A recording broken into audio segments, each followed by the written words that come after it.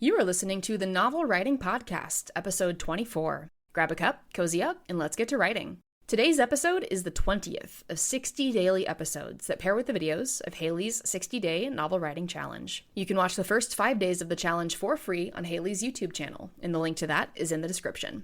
Day 20 of the challenge is about resolving conflicting ideas, because you probably have a few of those. First off, never ever ever delete an idea. Save the things you don't use, the things you cut, because you can always repurpose them. You can use conflicting ideas or non-canon ideas for your own fan fiction about your stories. We never lose anything unless you don't back up your work. So, side note, always back up your work. When I was writing The Prophet's Ruin, I had a scene where two characters reunite after 4 years apart. I wrote it one way, and then I rewrote it in the same setting a little differently, and finally I wrote it a few more times in a different location to fit the storyline and make it make more sense overall. But I did not delete those first versions, which I now call alternate scenes. They're fun to go back and read, fun to pull out elements of the scene to use in other scenes, possibly even with the other characters. I also have scenes that I've written that will never ever make it into a book. And I went into writing those scenes knowing they wouldn't see the light of day. They're just for me. They're to help inform me as the writer how my characters might act, to give them backstory, because we don't have to show every second of every day of our characters' lives. But sometimes there are important events in their lives that just don't fit in the book, and writing them out helps us understand them better even if the readers will never read those scenes.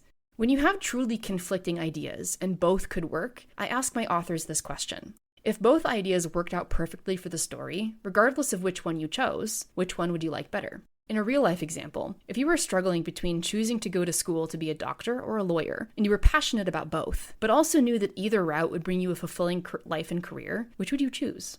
And if it's still hard to do, flip a coin. When we flip coins, we often have a gut reaction to the result, either negative or positive. If you're disappointed with the coin flip, you now know which idea you liked better deep down. And if you have no reaction either way, then it truly doesn't matter which one you go with. And you could probably just ask a friend to pick for you. Or if you have a particularly cute dog like one of my authors does, you could just have the dog pick for you.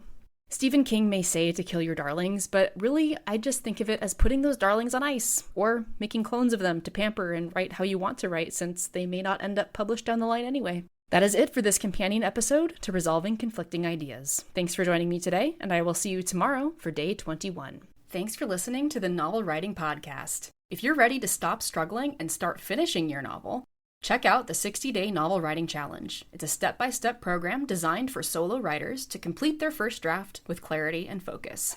Visit the link in the description to learn more.